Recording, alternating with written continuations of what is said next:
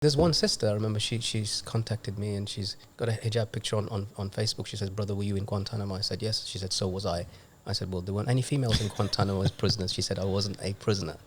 And she said, I was one of your guards. And then she explained the story. I saw how the weak amongst you was made stronger by other prisoners. My own experience was that when I feel sad or upset or targeted, I turn to drink, drugs, alcohol, boys, etc. But you guys turned to your religion and became even stronger. And for me, that was kind of laid the seed of love of Islam in my heart. Allāhu Akbar. And so there are multiple stories. It's too many to actually tell you. Of people who either became Muslims or became so sympathetic to Muslims. There's a case of Steve now recently who's gone to Mauritania to meet with Muhammad Walid Salahi, who's in Guantanamo for 14 years. He converted to Islam in the desert with him. And they're, I think, now filming together, making a film about his experience. So there are too many to tell. And in the end, the brothers will say to you, if I was the cause of one person coming to Islam, then those 14 years are more than worth it. Assalamu alaikum everyone, and welcome to today's episode of the Unscripted Podcast. I'm your host Salman Butt, and today we've been reading some of your comments and your suggestions to get some more variety and a bit of spice on the podcast. So we thought, let's venture outside of our comfort zone and get someone from Birmingham. We have with us, mashallah, Brother Moazzam Begg. Assalamu alaikum salam. Wa alaikum salam. How was your trip down from Birmingham? Alhamdulillah, it was amazing, and I'm glad to be here to make you uncomfortable. Alhamdulillah. I love Birmingham. You know, it's a very nice place. I've driven through it. Wish I could say this. Wish I could say something about London. Yeah. But we were just I did make the dua of entering London this morning, actually. You know the dua for entering London? Yes, it is. Allahumma aftah li abwab rahmatik. No, it's Allahumma inni a'udhuka min al-khubuthi wal khaba'ith. Oh, okay, that one. You enter with your left foot as well. Yeah, and ghufranak, of course, when you leave. Yeah, that's when you enter East London. No, all of London. No, well, we can't accept that now. No. I mean, there's this laysu sawa'a. You know, there's the East and there's the West. You know. How was your trip today? Alhamdulillah, uneventful, so that's good. Yeah. Alhamdulillah. Do you get any problems at the ports coming in and out of London?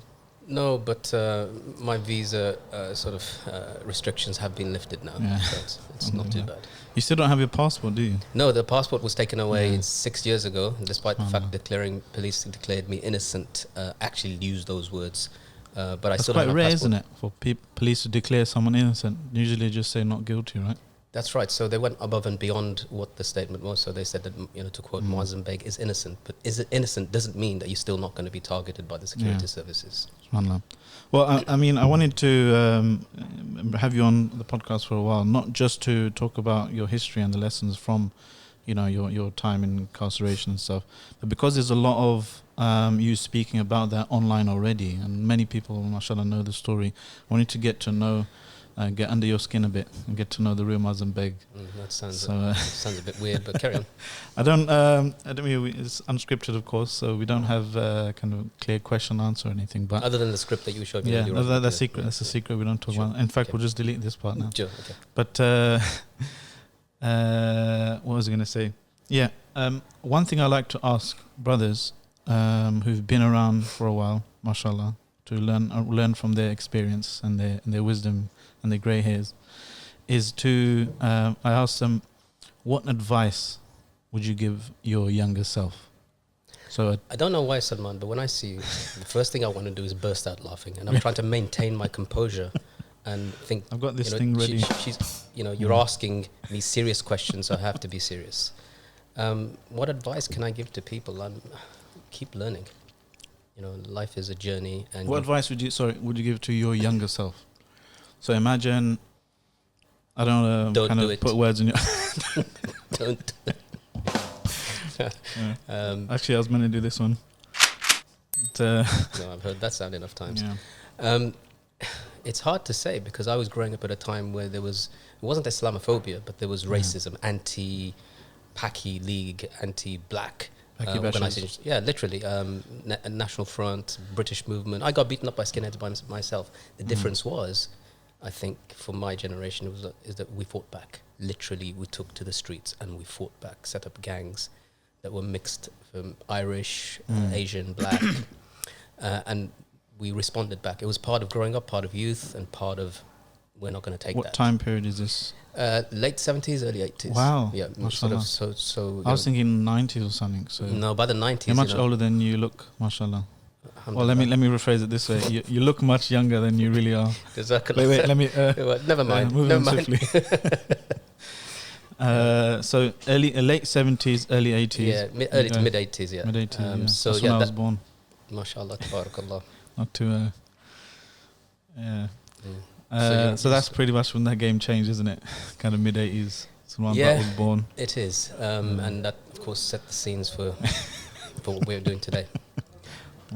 But, of course, the language and the narrative that was anti-immigrant, xenophobic has become honed in and directed towards Muslims in particular. Yeah. So that organizations today that exist, EDL, BNP before them, and Britain First, and all of them, don't say that they're racist. The racist won't say he's racist, but what they will say openly is that we're against Islam. Islam is an idea, it's an ideology, and how can you be racist against an ideology?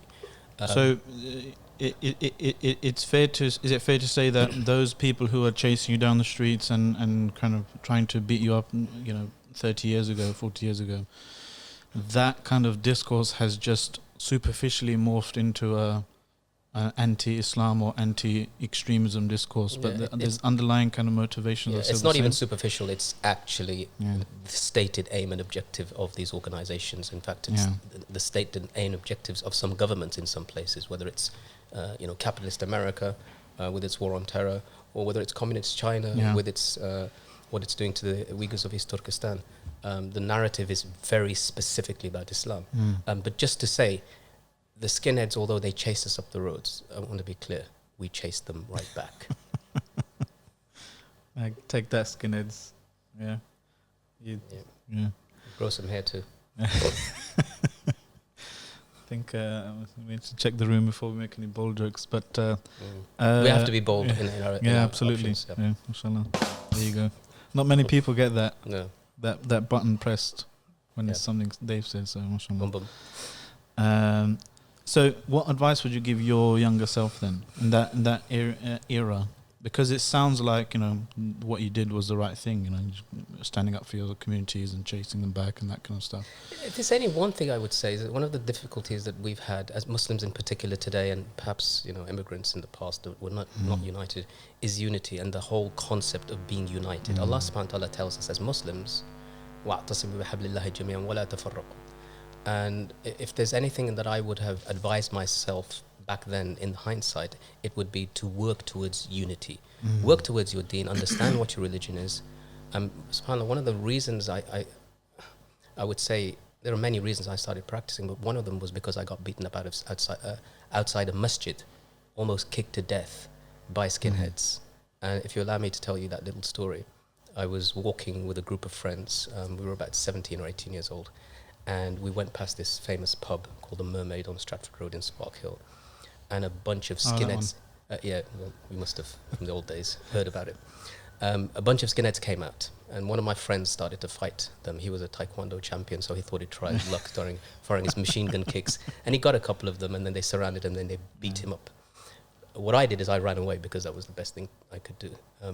You're nodding your head as if that's something noble, but it's not. Something I would do. Exactly. Apart from the running part.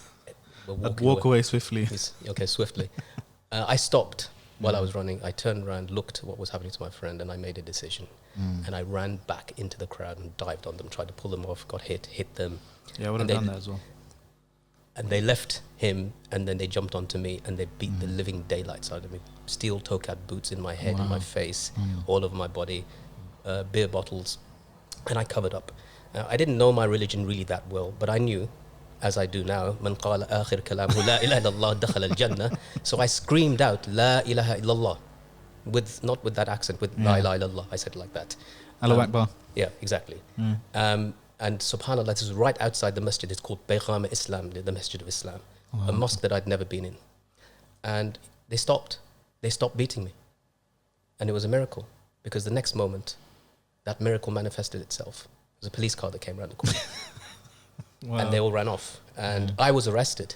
The police officer came and he arrested me. Yeah. And then the skinheads came around the car and I started swearing at them, and I knew that would, make them more angry. So they started hitting his car. So he drove me down to the bottom of the road and told me, get out.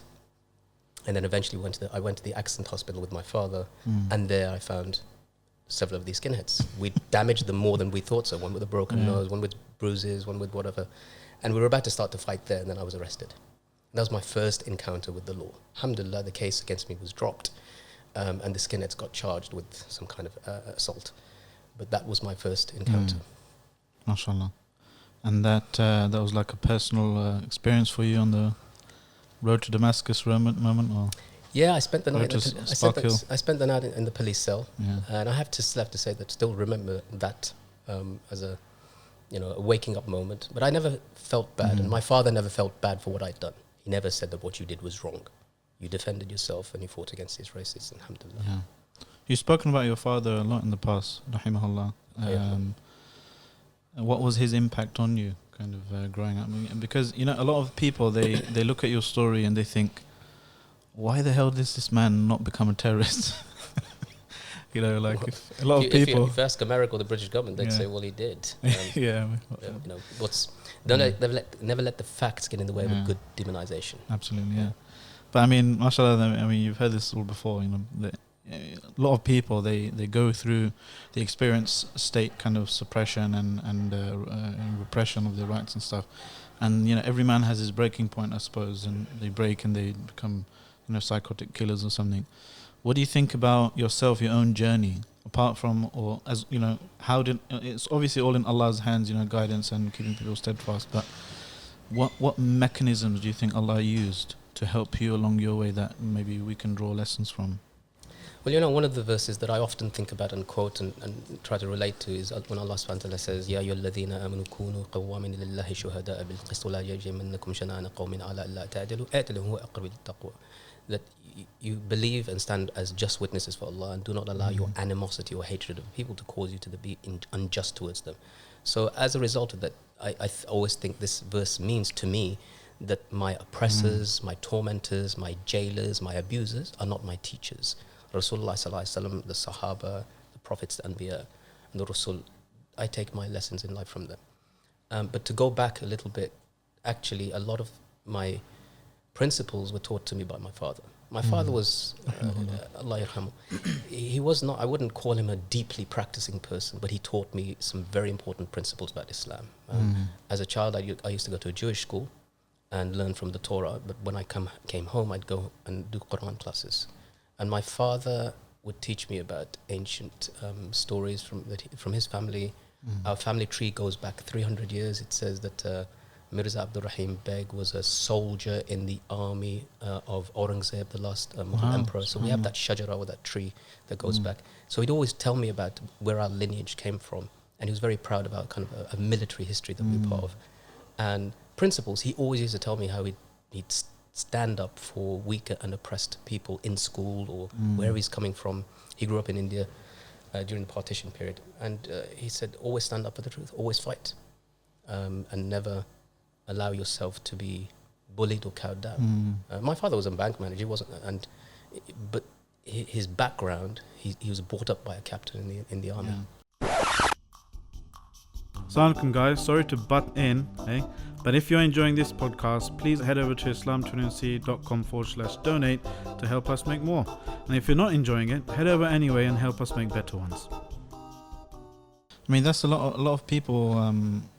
I found that about my own father as well, rahimahullah, when he passed away, that a lot of people, you wouldn't say kind of superficially that this is a practicing person unless you followed him and saw him praying, reading Quran and stuff. But one thing that a lot of people kind of said about him was just his akhlaq of wanting to help people, going out of his way to help people, especially. I think there's something with that generation that perhaps saw the partition, the effects of it, despite whichever side they stayed on. So was my father. This sense of identity is very important to them. They may be kind of in more secular than us, but their principles, from my understanding, the history of what they learned. The first time I ever heard the name of Khalid ibn Walid was from the Prophet and the Prophet and his Sahaba was from my father. And indeed, other famous characters, Mahmud al-Ghazni, Salah ad-Din, all from my father, who taught me through like bedtime stories. And you know, if there's anything I would like to say, I wish I'd heard more of that as a child growing up, which I think we as parents should do a lot more of. So, as a parent, what kind of lessons did you kind of learn from your father about fatherhood? You know, I heard this really nice quote. I read it that by the time you realize your father was wrong, you've got a son. By the time you realize your father was right, you've got a son telling you you're wrong. That's a brilliant quote. That's a brilliant quote. Yeah.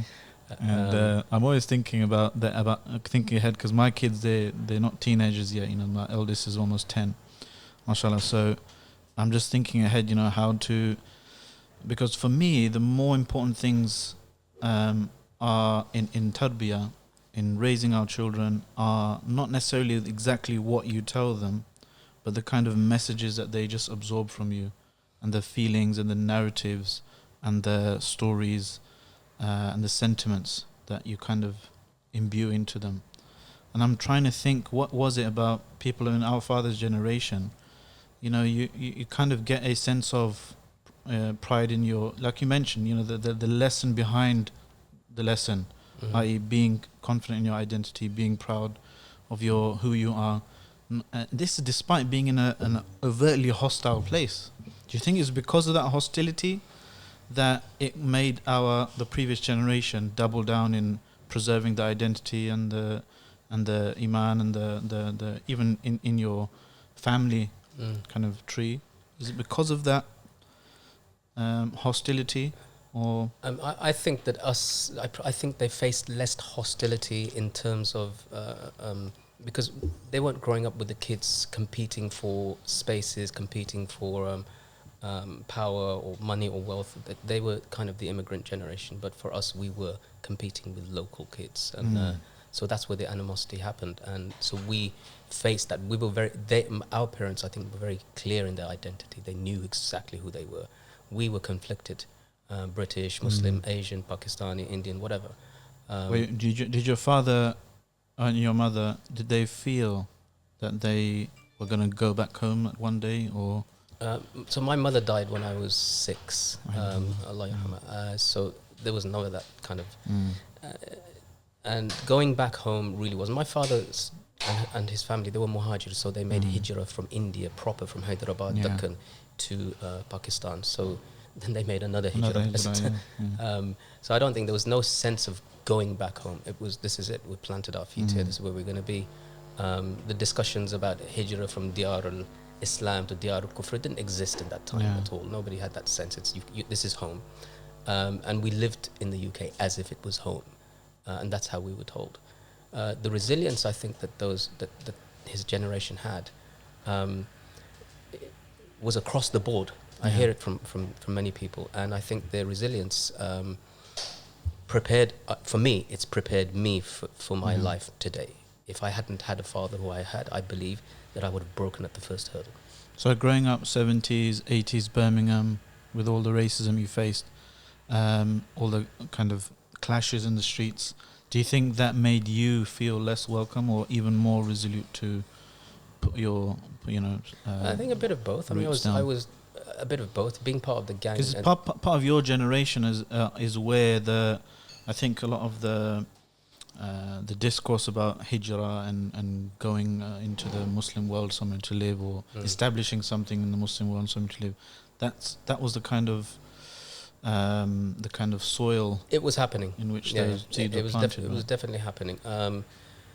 I think that growing up at that time and seeking identity was one of the reasons why I started practicing Islam. It was a close friend of mine died in a very bad way, and I questioned whether he would be going to Jannah or Jahannam, and that was a key trigger for me to start asking questions about the akhirah, about the hereafter, about what happens to soul journey after death. And also on a political level, I was very active in my mind. The first Gulf War was taking place. Prior to that, I thought about joining the British Army. Really? Yeah, because we were from a military tradition. My father's generation was the only ones that weren't army, but his father was a captain, and his father fought in the First World War and Second World War and so forth. So I thought about it, but I contended with the concept of racism, and I couldn't do it. And when they invaded Iraq in 91, I think, or 90, I couldn't see myself part of an army that would be killing Muslims, even though I wasn't practicing. And that was part of my recognition and journey. And then later, the whole conflict in Bosnia made me connect to the wider concept of ummah, that there are white, Slavic, blonde-haired, blue-eyed, indigenous Muslims living in Europe, against whom there's the biggest genocide since World War II. So I went to Bosnia about 6 or 7 times during the war. Yeah. And is that, in that process, is that the process in which you kind of became more aware about your Islam and practicing? And stuff? Absolutely. So, to help the Muslims, I couldn't. So one of the things I started to do when I met Bosnian refugees and I heard their horror stories about the mass rape camps, about razor blades used to slit children's throats because the Serb soldiers didn't want to waste bullets. For me, I wanted to do something. I grew up learning the martial arts, and I started teaching some of them in the local masjid, just as a kind of response. And then later I took several convoys, and I for a period of time, I joined the Mujahideen in Bosnia. I make no contention or bones about that. But that was all part of, you can't do those things without knowing how to pray, without knowing how to fast, without knowing how to better and purify yourself and so forth. So that was a simultaneous journey for me. SubhanAllah. I mean, we've had a few people, who've been. I thought you were going to say Bosnia. we've had a few then. Okay. A few people who've been to Bosnia, and even on the podcast as well, talking about that time period. Baba Ahmed, for example. Yes. We had an article on Sun 22 called "Returning Jihadis Aren't That Bad. I Used to Be One." By Abdurrahim Green. Yeah. So, and it's refreshing to hear people refer to that as jihad and mujahideen and stuff, because right now, as you know, because of the war on terror and just the control and the choke and suffocation of Muslim discourse, the word jihad has become synonymous with terrorism in the Western lexicon, but it will never be in ours. It's muqaddas. It is sacred in our belief, in our fiqh. It can't be denigrated, it can't be misconstrued, it can't be changed to what it is, and neither can it be hijacked by people who want to kill innocent people and to say that this is jihad. It can't. Jihad will remain ila yawm al-qiyamah, until the Day of Judgment, a pristine Muslim belief. What do you think the future is, though, for jihad? Because I just said that the Prophet ﷺ, I believe he said in the hadith that al-jihad madin ila yawm al-qiyamah, it's continuous until the Day of Judgment. And of course, one of the all the books of fiqh, people say that jihad can mean the internal struggle, and all of those true. But if you pick up any books of fiqh and hadith, the kutub of jihad and maghazi, they talk about military jihad. They're not talking about the daily struggle to go and take your kids to school. So it's very specific about that. And as long as there are scholars who maintain that classic orthodox position, it can never be changed. The real issue will be, do we allow the West to determine what is good and what is bad? Jihad was good at the time of the Soviet occupation of Afghanistan, and they were making films like Rambo 3. If you haven't seen it, Sylvester Stallone exactly helped out the Taliban. He said, the forebears of the Taliban, at least. So even recently, in Libya, the RAF was bombing in support of Al-Jama'ah Al-Islamiyya Muqatila in Libya, which is the Libyan Islamic fighting group. So jihad will constantly be used by the West for their own aims and objectives. But we have to own our own narratives and our own discourse, and that's something we're trying. I don't know if you know the famous poem by Lord Tennyson called The Charge of the Light Brigade. All right, yeah. Well, the Charge of the Light Brigade... Cannon to the left of them. Exactly. Cannon to the right of them. Exactly. So this charge of the Light Brigade done in the Crimea War by the British in support of the Ottoman Khilafah against the Russians, right? So the British were fighting as auxiliaries or support as a support for the Khilafah, i.e. they were supporting the jihad. So there are many instances throughout history. World War I, that fatwa was given to British Indian soldiers. If you go and fight against the Khilafah, you're doing jihad. So the British and the Americans and everybody else will utilize the concept of jihad whenever it suits their purpose. The problem is what we need to do. Now it's called jihad. Jihad. Yeah. It actually sounds, you sound like one of those Yankee. Was it the Yankee chant or? I can't remember what it's called. Jihad. Jihad. Yeah. Jihad. There you go. So it's we just need to take control of our narrative, and our scholars need to be bold enough and brave enough and true to the word of the Quran and the Sunnah. So, but one of the problems, as as Cage, your organisation has rightly highlighted, and I forgot to introduce you. Obviously, you're one of the directors of Cage. Oh, it's like almost half an hour into the conversation, you start to introduce. MashaAllah, tabarakallah. What's professionalism, your role in you're something director, right? No, I am permanent terrorism suspect. Okay, yeah, permanent terrorism suspect. Yeah. PTS. Yeah. Okay. So Cage obviously is one of the organizations that we work closely with and always highlights the problems of excessive anti-terrorism legislation and so forth. Yeah. And one of the consequences of that is Muslims feel scared to talk about their deen. And when somebody's young, he's looking at his brothers and sisters being oppressed and on the TV and the news and all kinds of horrific things happening, from Rohingyas to Syria to East Turkestan to Kashmir, the list goes on, Palestine. That person, that young brother, it may be a young version of you, like in the 90s, was looking at what's happening in the Bosnian war or genocide. Where's he going to go? He goes to the masjid. The people are scared, the imams are very scared, the committees are very scared because they all register charities, and the charity commission is, got its tentacles on controlling what kinds of narratives that they're allowed to, talk about. A lot of people who should be the ones that people go towards to get, guidance. How do you react Islamically to this? What does Allah want you to do when you see oppression? How do you constructively make a difference or help people alleviate oppression? All of those people, many young brothers and sisters even, they find that nobody's talking about that, right? Because they're scared, because, they feel under pressure that don't talk about politics in the masjid. So as a result... Unless it's your local MP coming for a visit, of course, then, local politicians are all right. Yeah. But where did these young people go then? Well, so they have to turn to... So that's the question. They go to unorthodox places on the internet where they have no way of knowing what is genuine, what isn't, and things are put out that sometimes you'll find in some of these propaganda videos that they bring images from a place that's not even connected to what's happening. I mean, the truth is bad enough. You don't need to doctor the truth. But some people will do that just to get the message across. My view on this is that Islam was not built... And in fact, no organization or movement was ever built on cowardice. And if our masajid, if our ai*imma, if our leaders are besotted by cowardice and are doing things because they are afraid, then that isn't... You are not then the inheritors of the anbiya. You are not then the inheritors of the prophets, because there was not one prophet that came without a test, a severe test in some cases, that became an example for us. So...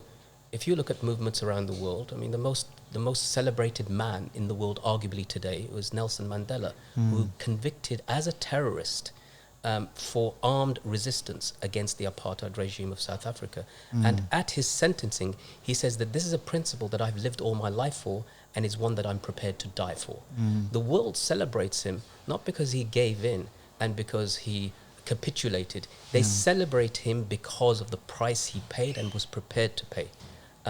Until Muslims can celebrate those who struggle for Allah subhanahu wa ta'ala, those who stick to a principle and are prepared to pay the price if necessary. And I think in places like Britain, the price is, the Daily Mail is going to write an article about you. I would wear that with a badge of honor rather than think that that's going to affect me in a negative way.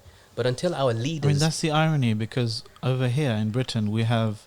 Alhamdulillah, despite all of the ridiculous, policies such as prevent and stuff, we have much more of an ability to speak the truth. I say this as somebody who's been imprisoned by the Americans, imprisoned by the British in Belmarsh, held in secret detention sites. I still say, what are they going to do to you? I mean, honestly, I say that. What are they going to do to you? And if we can't celebrate. I don't mean the nutters who are going around and killing and encouraging people to kill innocent people. I mean people of principle that stand up for principle, defend the principles of Islam.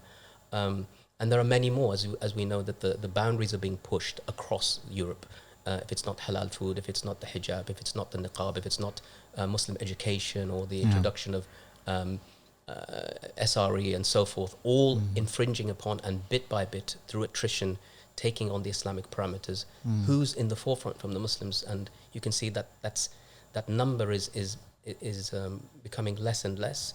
Most people are saying, come on, let's become part of the processes that are undermining Islam in order to get in there. Well, I'm sorry, these are governments and nations that rule the world. Do you think you're going to just get in there and change it from within? What's going to stop you from changing within? And we've found that that's what happens most of the time, in my view.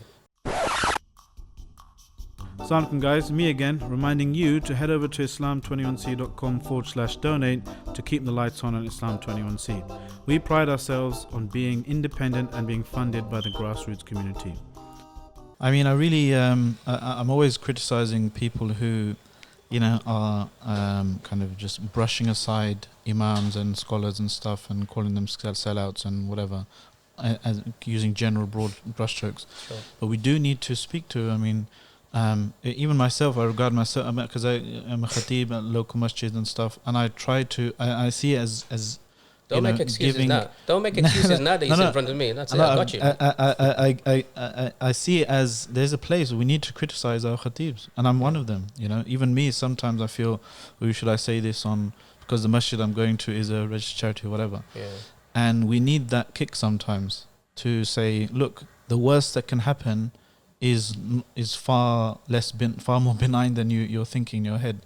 But the thing is, with this type of chilling effect, the authorities, I think, in my opinion, my experience rather, they take the path of least resistance. So if you as an organization allow Prevent to come in, for example, if you as an organization, as a masjid, Prevent has no jurisdiction anywhere outside public bodies anyway, right. Like official public bodies, a masjid, madrasa, whatever. You can just say, get lost if anyone from Prevent turns up. And you can be nice about it if you want or not, but you can just say get lost. You have no jurisdiction here, Even in universities, we've been arguing, as you know, about the case and so forth. Yeah. But if you volunteer kind of compliance and acquiescence, then you get flagged as, okay, this is someone, we can use. And some people mistakenly think that if we, cooperate with Prevent, with our masjid, just to get things done, they'll leave us alone. No, the opposite is in fact the case. Unfortunately, I have a bit of a theory, and I might be wrong with this theory totally, right? But the majority of people in this country come from the Indian subcontinent. And other than the 1857 so-called mutiny, there really was no rebellion against the occupation by Britain until a half-naked fakir called Gandhi came along and rocked the British Empire through his non-violent resistance. But where was the resistance to the occupation? And I find there was none in my thread of history other than from the Northwest Frontier region. We are the inheritors of that. So we have to ask ourselves a very, very important question. Have we inherited cowardice? And if that is the case, how do we teach ourselves to be brave? Hamza radiallahu anhu was known as Asadullah, as the lion of Allah. He was known as a warrior. And for him to do acts of bravery was normal. He's Sayyid al-Shuhada. But Abdullah ibn Mas'ud radiallahu anhu had the legs, thin legs, like twigs. And he was made fun of. For him to go out and to defend Islam required a greater act of bravery. So you can be taught bravery. You can be taught to be strong through other brave people that are around you. But I think we've inherited cowardice. And it's evident in the hadith of Rasulullah sallallahu alaihi wasallam when he described al-wahan, when he said, "Satakunu kal-ghutha as-sayl," you'll be like the filth, the scum of the flood water. Many, the Sahaba asked, "Amin qillatin nahnu yawma idhin ya Rasulullah?" Will we be few in number when you are humiliated in this way? And they said, no, you're going to be having your hearts al-wahan. And they said, وَمَا الْوَهَنْ يَا رَسُولَ اللَّهِ حُبُّ الدُّنْيَا وَكَرَاهِةُ الْمَوْتِ. Love of life and hatred of the hereafter, hatred of dying. So I think part of this is our deep attachment to the dunya, which makes us so afraid. Do you think this, I don't, that's a compelling theory, if I'm honest. how we inherited cowardice. Yeah. I used to think it was maybe every kind of immigrant generation. It was like Dr. Anas Takriti, he was talking about, and a few weeks ago, he was talking about kind of textbook immigrant communities. First generation is kind of compliant, keep your head down, just follow the rules. Second generation is a bit more radical. I mean, I may be totally wrong. I'm just kind of comparing. At the same time, the Zulus were defeating the British in Islandwana and the Rorke's Drift, and the Mahdi's armies were fighting in Sudan, and Abdul Qadir was fighting the French, and Imam Shamil was fighting the Russians, and we were creating organizations we were creating organizations that reinterpreted the meaning of jihad, for example, as a resistance. So that's what was going on in the Indian subcontinent. But there were scholars and people who were just shipped off to, what was that place? Malta. Malta. Blackwater, the place of that's mentioned in the book Prisoners of Malta, right? Yeah. But there were a handful, one or two, as a country of like the. I mean, the whole, for example, Deobandi Madrasa was set up in order to, initially to counter the changes of the deen. Well, arguably, but there were also organizations, without naming, that were set up to change the actual meaning of the term jihad, to not mean resistance, to become apolitical and pacified, and that is part of our inheritance. Yeah. I think that is also a sign of the kind of intelligence of British colonialism, if I can say that, compared to French, which was just completely wipe out people rather than act like you're their friend, help get embed yourself into communities and that kind of stuff. But it's compelling. It's a compelling theory indeed. Where do you think the trajectory is going though? For now, okay. So from your experience of being in the Muslim community since you became practicing, since you're involved in organizations in the Muslim civil society, we can call it that.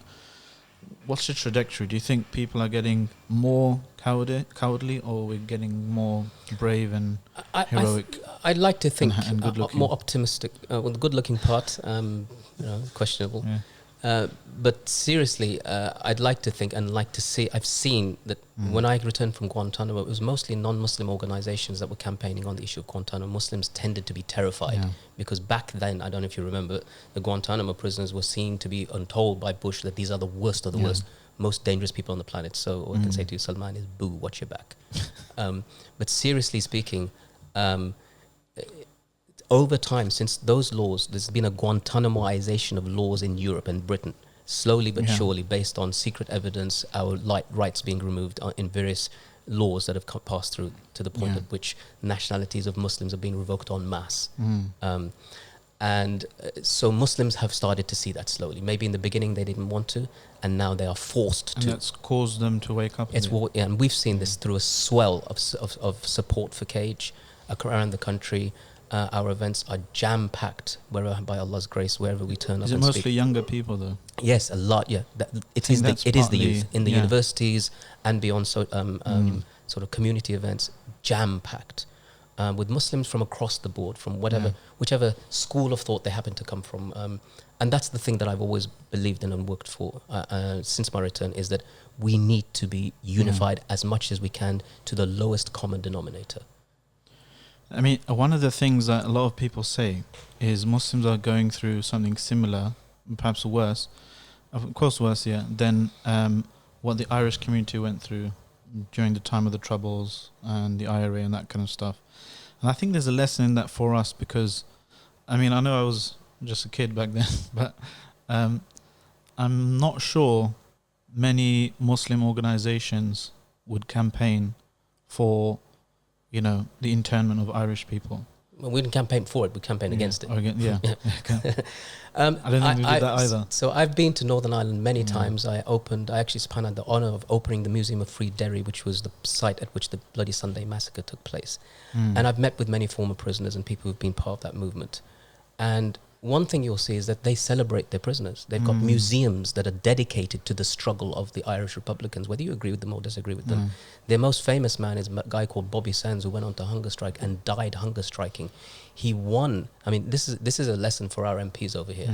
He won the seat for Sinn Féin as the MP, then refused to take it, saying that I refuse your government's imposition of itself on my land. I just wanted to show you that I could win. The point about this is that is a boss maneuver there. Exactly. And he died for his beliefs. So did 10 others. So as a community, they supported. You know, when the raids used to take place in the streets, the women used to come out with the dustbin lids that used to be made of metal in those, and used to bang them on the street to warn their menfolk that the British Army is coming along and the RUC are coming along to arrest you, to detain you without charge or trial and intern you.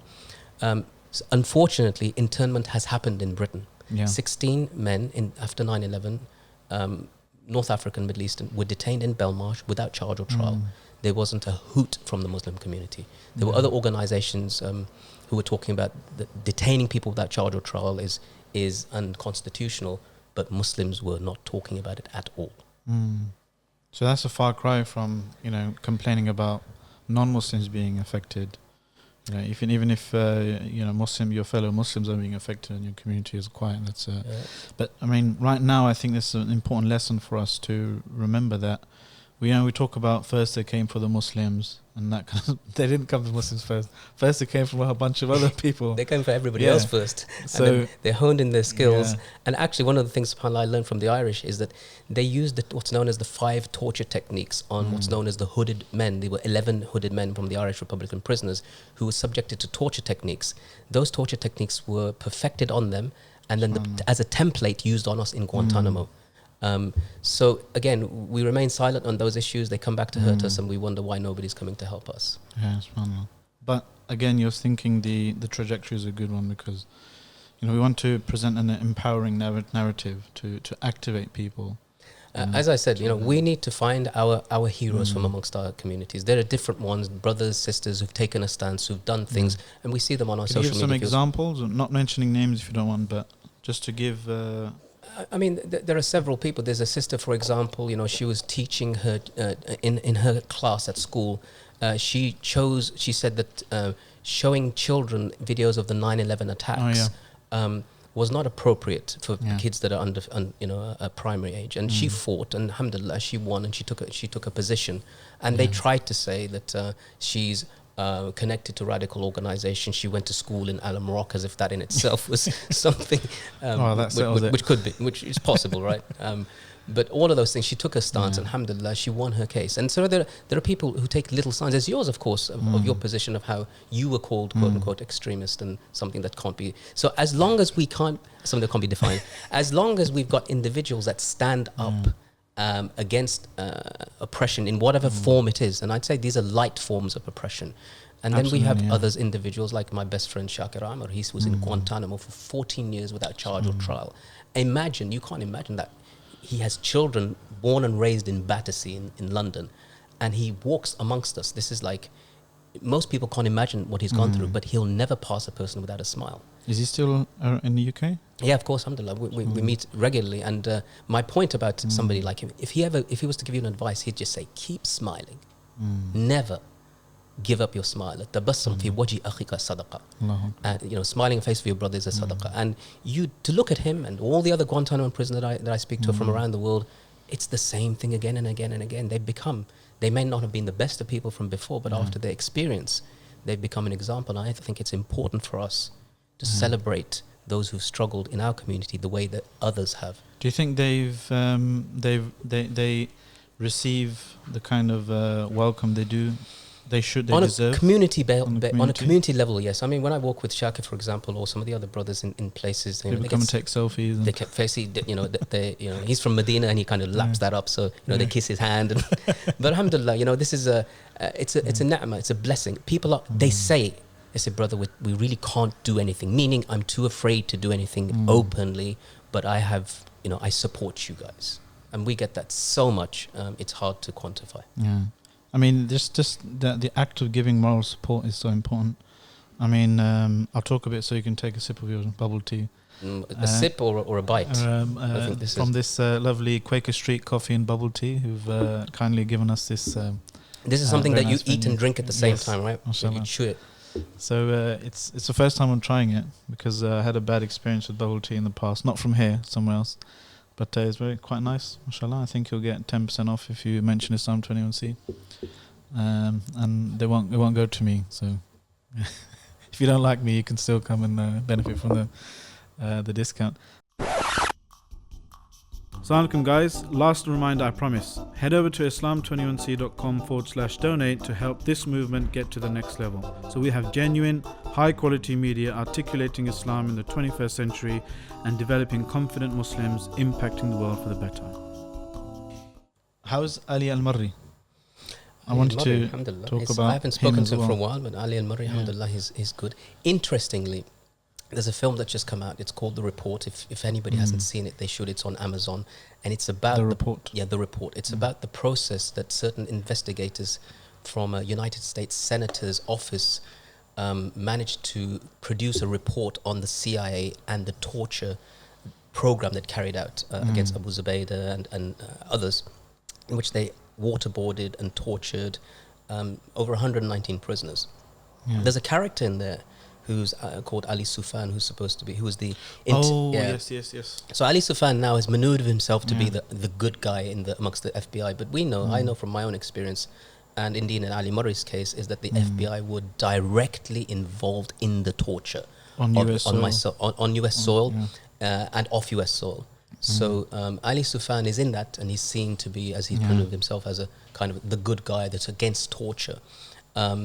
It's a good film to watch to see what the process was that they had to go through to find how the torture program was developed and then executed. Yeah.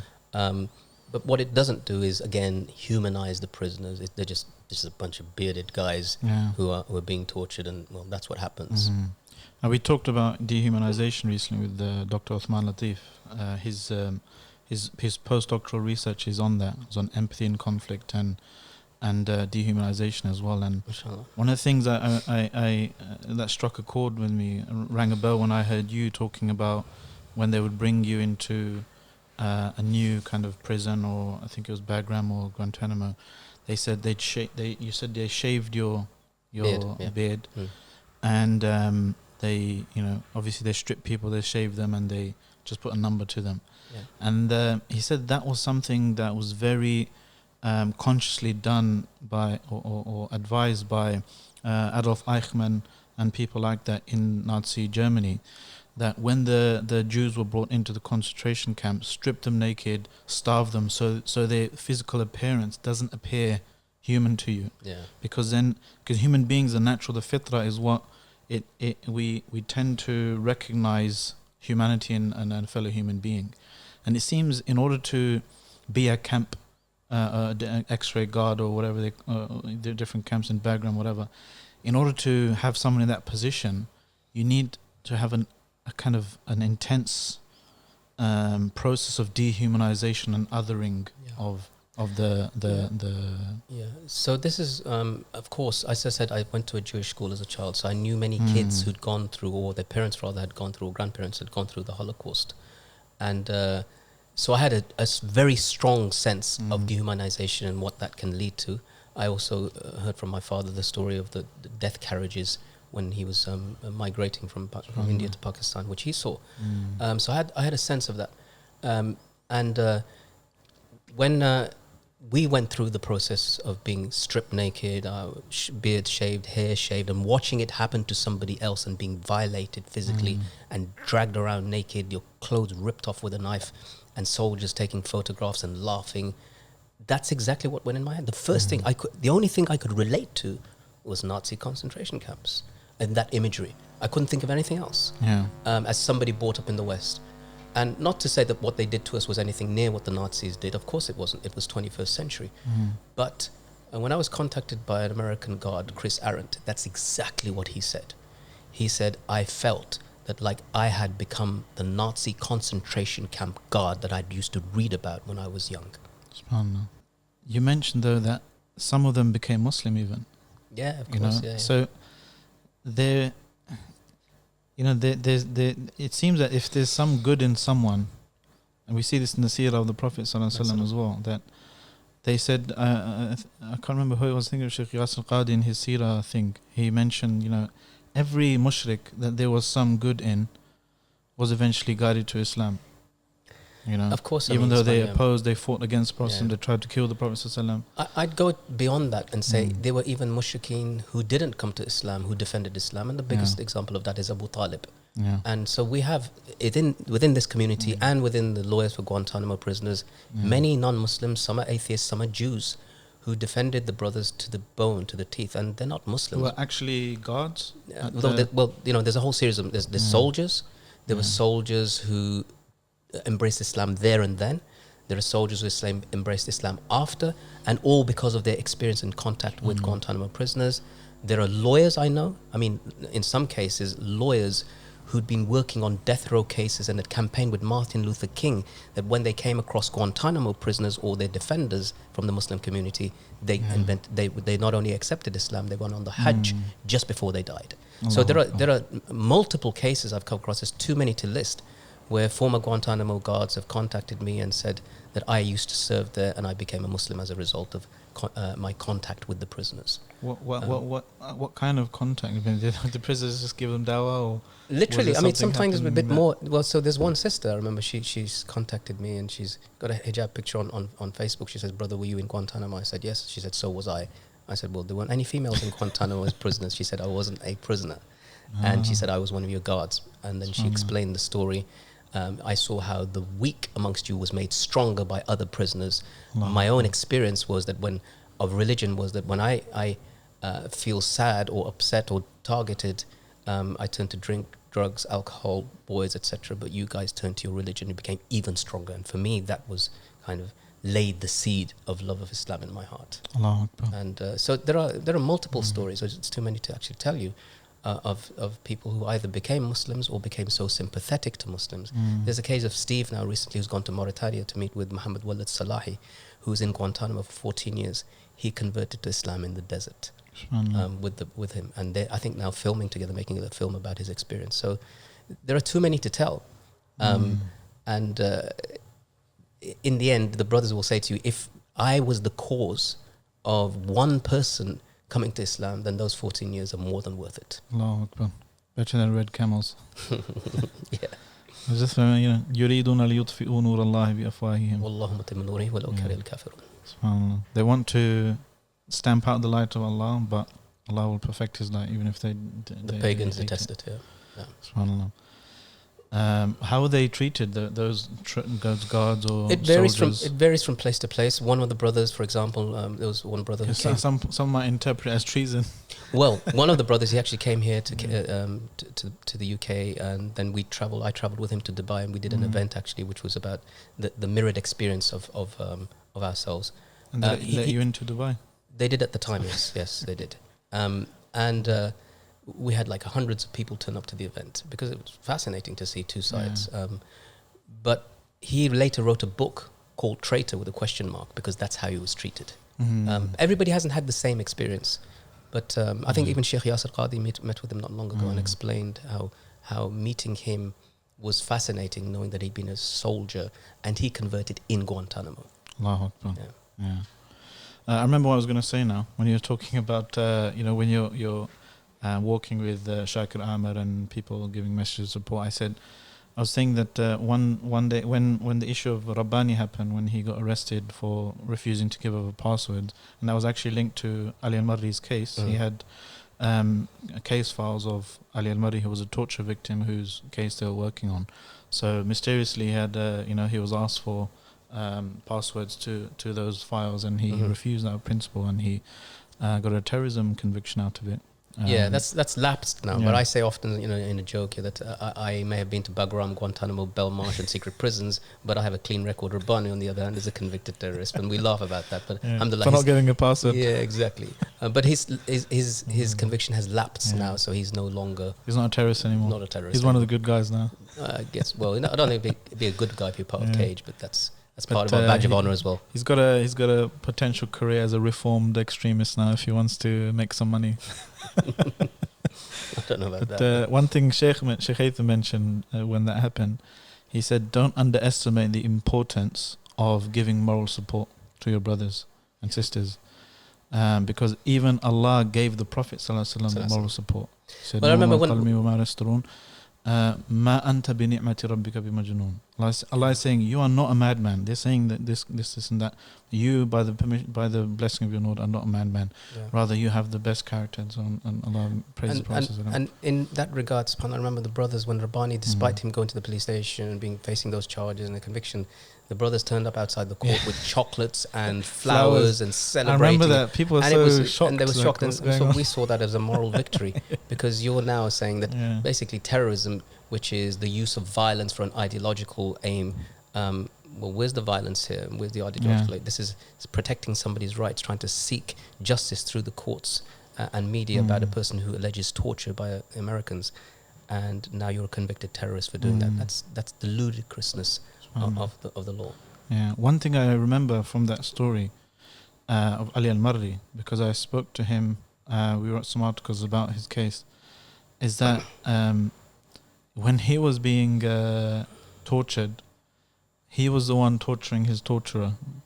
He was refusing to cooperate. He was making the other guy go crazy. Yeah, he's resisting. It's the resistance. Yeah. And so they try to interpret that as also an act of extremism. Yeah. But actually, it's an act of resistance, and we can't underplay the role of resistance when somebody's being abused. There is a time to be silent, and there's a time to resist. And I think that resistance, that mujahada, is very important when we learn it from the horse's mouth, as it were, from people who are there in the face of abusers and resisting, fighting against that abuse. What do you think the future holds now?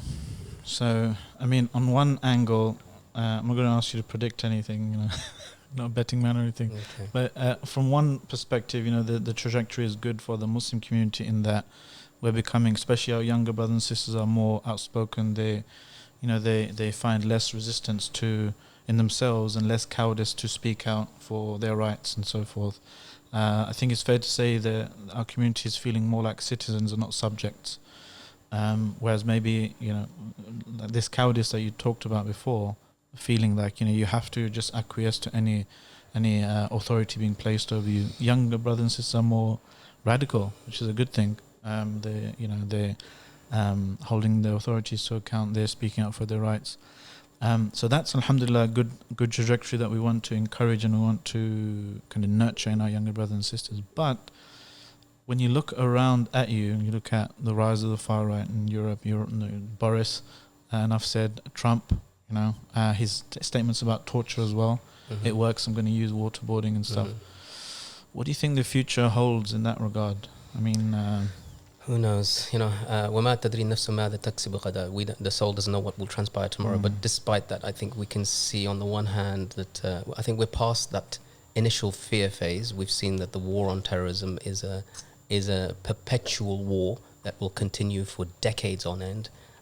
These are the longest wars in the histories of these countries, including the United States, that has fought in every part of the world you can imagine. And that's by design. That's by design, yes. Yeah. So this will be perpetual, and it means that Muslims, by nature, by definition, they will have to rise to the call. People will rise from amongst us.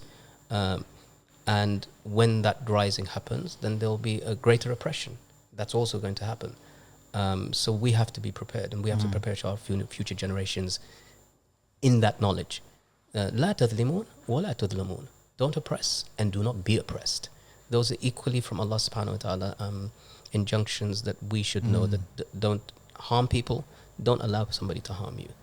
And we will have to rise, not because of ourselves, but because our deen in itself is being bit by bit undermined, whether it's in the West or whether it's in the East.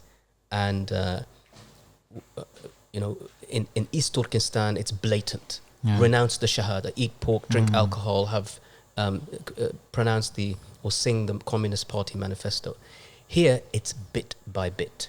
Of course, it's worse. It's the same discourse that's being applied. The discourse is the same, and Xi Jinping, the head of China, actually said recently, Islam. He said that we need to use the narrative that George Bush used after 9/11 in order to say that these people are terrorists. So everybody's using the same narrative, and we need to repel it with wisdom, with maw'izat al-hasana, but also with words that are strong and straight and true. I mean, one thing that a lot of people want to hear some practical guidance on is how we can help our Uyghur brothers and sisters in East Turkestan. I mean, you referred to them a few times, and I had this in my mind as well to speak to you about. I mean, what practical advice do you give young brothers and sisters, people listening, watching? Okay, so I'm close to the Uyghurs for one reason only, and that is because there was 22 of them held in Guantanamo with us, and some of them I speak to them regularly. And in really? Birmingham, there's one family in Birmingham who I speak to regularly, and of course, when you look at their experience, they say Guantanamo, and relatively speaking, compared to what happened to us there, is it's tolerable. Yeah.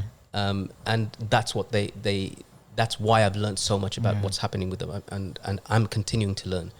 There is already a strong secularization of Uyghurs taking place. The fact that China can't even tolerate that, meaning that they say Islam is a mental disease.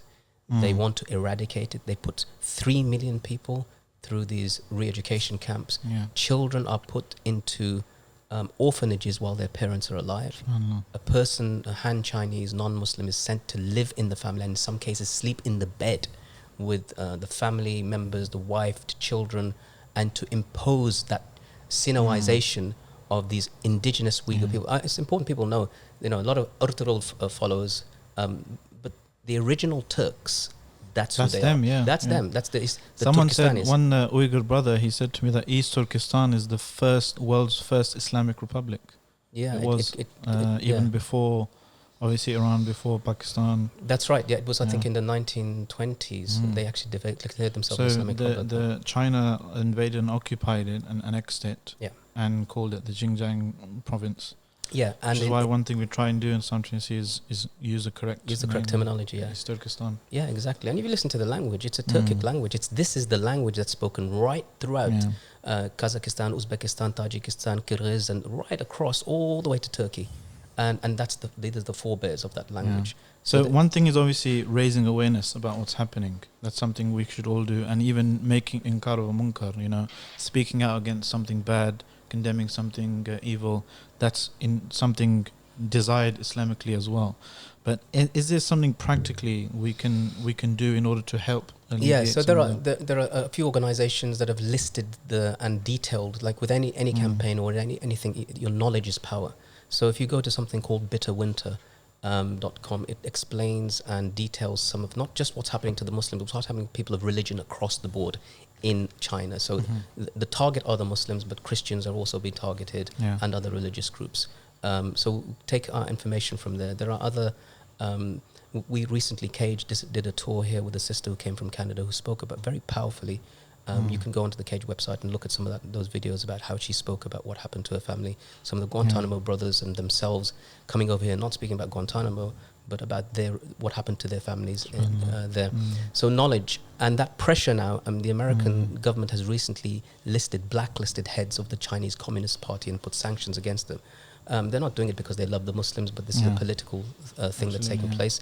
We just need not to be played in all of this. Recently, I think the British Board of Deputies of Jews said that they support the case against China, which is all good and well, but we don't want them to come along speaking on an issue when they're already oppressing our brothers and sisters in Palestine. So we just need to be aware. The enemy of my enemy is my frenemy. Frenemy. Exactly. Okay. Well, I'm conscious of the time. We need to get you to your next appointment. But Jazakallah khair for coming. My pleasure. Reward you. And I hope I went easy on you. I didn't cause too much trauma. It was a tough interrogation. I think you've been through slightly worse. And Jazakallah khairan. Thank you at home for watching as well. If you like this podcast, give a like and a share. If you made it to the end of the podcast, then let us know so we know who the awesome people are. Write a comment below. And remember to subscribe wherever you get your podcasts, iTunes, Spotify, Apple, and all that kind of stuff. And I'll see you next time. I've been your host, Salman Butt. Thank you very much. Assalamu alaikum. Unscripted.